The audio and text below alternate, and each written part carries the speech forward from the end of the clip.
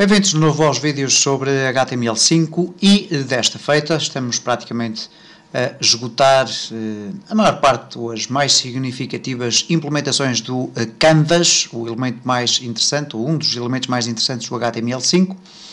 E desta feita dizia eu então para abordarmos aqui um método muito interessante que é o Draw Image, que nos permite na prática desenhar dentro do nosso Canvas imagens que nós podemos recolher a partir de fontes exteriores.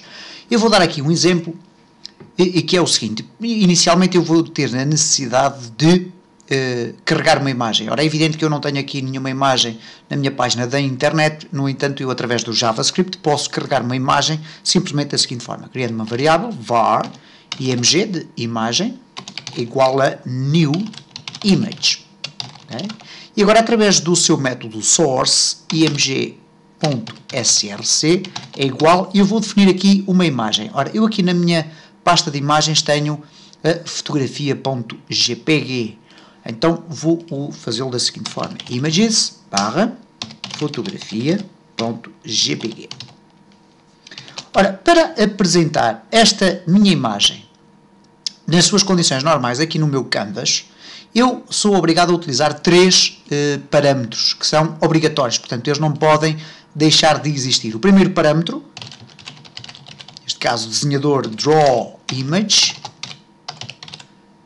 é aqui com um I maiúsculo. O primeiro parâmetro, dizia eu, é a imagem propriamente dita, neste caso img. O segundo parâmetro é a posição x e depois a posição y, neste caso vamos ter aqui, por exemplo, 50,50. E como poderão reparar, nós vamos ter então a imagem, a nossa fotografia apresentada por completo. E eu refiro especificamente apresentada por completo porque este método permite-me fazer aquilo que se designa por clipping, isto é, ir buscar apenas uma parte da imagem para ser apresentada. Ora, basicamente o que acontece, e não é assim tão básico, é que para além do IMG, ok? O método drawImage tem mais a possibilidade de adicionar 8 parâmetros, ok? Sendo, curiosamente, que o x e o y não é o segundo e o terceiro parâmetro. Isto parece estranho, mas é mesmo assim. Isto é, há um conjunto de parâmetros que eu posso adicionar antes do x e do y e depois do x e y que vão influenciar a forma como eu depois apresento aqui a minha imagem. E vamos ver aqui em detalhe, e é muito simples de perceber depois da forma como funciona. Ora, o primeiro grupo de 4 parâmetros, uma vez que o x e o y já faz parte do segundo grupo, nós poderíamos até dividir isto em 2 grupos, excluindo ainda o IMG. O IMG tem que estar sempre presente. Então nós teremos aqui um primeiro grupo, que eu agora vou aqui colocar por pontinhos, e depois temos aqui um outro segundo grupo, do qual já temos 2 variáveis. Este primeiro grupo vai levar 4 valores, ou pode ter 4 valores. Um SX, um SY, um SWidth e um SHeight. O que é que quer dizer este S? O S significa o source. Ora, o que acontece então aqui é que eu posso ir definir coordenadas específicas de clipping no meu source, isto é, na minha fonte. A minha fonte é a minha imagem. Eu sei que esta imagem tem 500 por 730 ou 375, ok? 500, neste caso de largura, por 375 de altura. O que quer dizer que eu posso brincar um pouco com ela. Isto é, vamos imaginar que eu quero captar apenas uma parte desta minha imagem. Por defeito, com esta implementação, neste caso tirando os pontinhos, obviamente, eu vou ter a imagem por completo apresentada na coordenada 50-50.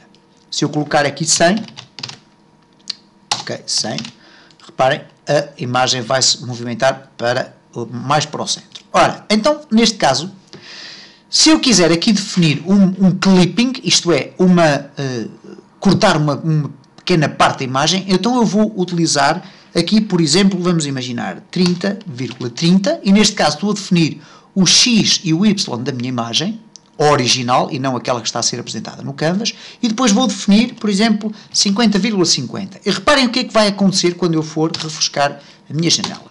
Ok? Não aconteceu nada, certo? Ora, no entanto, eu agora posso definir aqui, por exemplo, 50,50. E então, neste caso, eu vou ter apenas um quadradinho da minha imagem que corresponde, neste caso, à variável, ou melhor, à posição 50-50 e depois 50 mais 50 de dimensão, ok? Neste caso não o 50-50, mas sim o 30-30. Vamos imaginar e vamos tentar acertar aqui a coisa para ver se isto funciona. Mais ou menos ao centro da nossa imagem temos aqui uma área mais azulada, ok? Mais azulada ou mais clara. Ora, se temos 500, isto quer dizer que temos aqui 250, vamos tirar-lhe 50 para cada lado, vamos ter aqui 100, e depois vamos pôr 50 de altura. Então, neste caso, eu vou aqui fazer simplesmente o seguinte.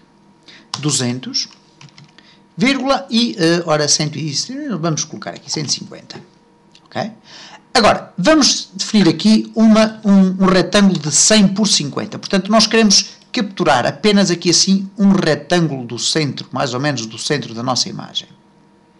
Voltando então aqui, nós temos agora aqui, a partir deste momento, neste caso temos a posição onde começa o nosso retângulo, ok? 200 de x, 150 de y, e, portanto temos aqui, neste caso, 200 por 150, depois temos o tamanho, isto é, o comprimento e a altura do meu retângulo, que eu vou buscar, vai ter 100 por 50, e agora vou ter aqui, a partir deste momento, as 4 coordenadas que me vão indicar a posição, neste caso 100, 50, no meu canvas, ok? E neste caso estamos a falar já aqui na posição aqui. Vamos colocar, por exemplo, 0, 0, ok? 0, 0. E depois, para que não haja distorção, eu vou atribuir aqui 100 por 50. E reparem o que é que vai acontecer. Então, aqui vai aparecer um retângulo da minha imagem original, ok? E este retângulo da minha imagem original vai, então, ser apresentado aqui desta forma, porque eu defini a coordenada 0, 0. Porque se eu colocar aqui, por exemplo, 50 por 50, evidentemente que o meu retângulo vai ser deslocado mais para dentro do meu canvas, ok?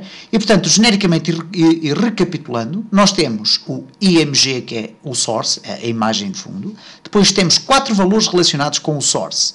A posição de x, onde vai começar a ser feito o clipping, a posição do y, depois a largura e a altura do quadrado que vamos extrair da nossa imagem.